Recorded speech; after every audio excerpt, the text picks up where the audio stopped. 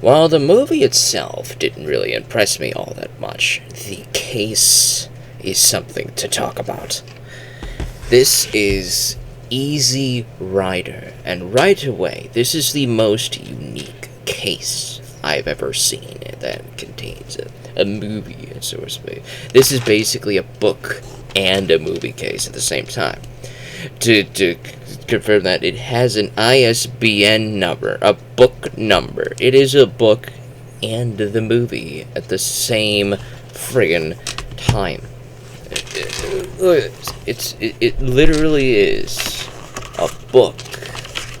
You have all sorts of pictures, you got your behind the scenes here. There is quite a bit to enjoy here with all sorts of stuff. It gives you a little bit of tidbits about all the actors, like Dennis Hopper here, and the behind the scenes and the making of this movie. And of course, we have the movie itself. The actual disc itself is in here as well. Easy Rider, the 40th anniversary edition. They need to make more things like this. They need to do more unique things like this. Release them en masse, not just extremely collectible things, because, more people should get to know and learn about releases like this. Of course, you can always just go online and watch Easy Rider, but you will never really get the experience of holding something like this in your hands. I don't have a single movie, DVD, TV show case like this. I don't have a single one. I have a couple tins, 10 releases, little tin box case releases. Those are pretty unique, but this is literally the only one of its kind in my collection, and that is fascinating. You literally have a spine here, the little book binding spine. That is awesome. That is friggin' amazing.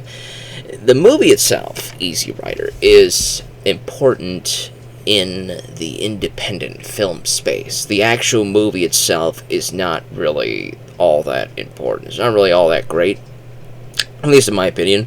I'm more interested in that 3-hour version that Dennis Hopper shot. The background material here that you learn is that he had a 3-hour cut of the movie, and he cut half of it out, and that half happened to be the bulk of the film's story, and he left the rest of it in. And as a result, the film feels very aimless.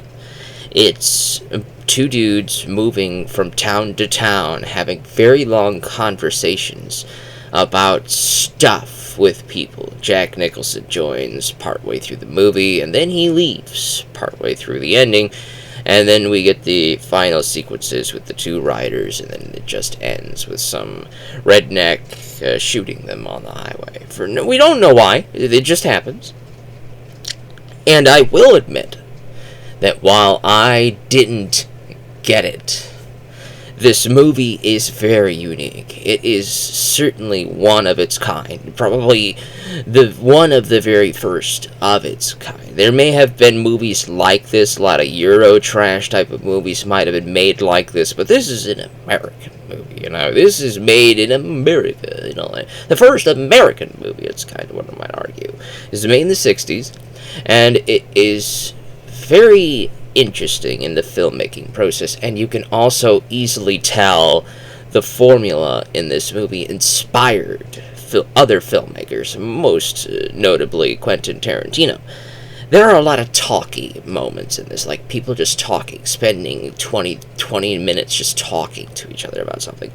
That's something Quentin Tarantino does in spades in his movies. He actually has a review that he made about Easy Rider, just talking about it, gushing about it, fanboying about this movie, and if he's willing to spend almost 10 minutes of his extremely busy life talking about Easy Rider, then you can imagine what an important film Easy Rider is to the film industry, to the independent film space in and of itself. While I didn't get it, I certainly did enjoy it from places to places. The bikes are incredible looking. The outfits are incredible looking. The characters are interesting in that you know next to nothing about them, and yet by the end of the film you feel like you've been with them this entire journey, even though there's no real aim to what's going on. The start of the film feels like the ending of a GTA storyline, where they finally completed the task, and now there's just the post-game. So the whole movie is basically a post-game of a GTA storyline, where they went cross-country to deliver some stuff, and then it's just going place to place, just doing stuff, talking to people, no real story left. And it's a pretty good time. It is. I enjoyed it for its uniqueness. I enjoyed it for that. I would have preferred it had that story, though. I would have preferred the 3-hour cut. I want to know if that cut exists. If it does, then I don't have it and I don't know about it. And if it doesn't, then I wish it did exist. Because that 3-hour cut, that an hour and a half of the story, I am just very fascinated. I want to know what it is. I want to see it put back into this movie if it exists. If Dennis Hopper had those film reels, or if anybody had those film reels, those original shots and all that stuff, and they could splice it in, remaster the footage and all that stuff, and put the original 3-hour cut into the film. If that cut exists, I need to see it, because Easy Rider deserves to have both versions. This version and the 3-hour cut are important, I would argue. But as it stands by itself, it's going to be a movie that not everybody's going to get, especially not nowadays. This is a 60s movie, man. This was made back in the 60s for the people of the 60s, for the youth of the 60s. The youth of today, some of them might get it, and I didn't really get it. Maybe the aimlessness of it, I might get that.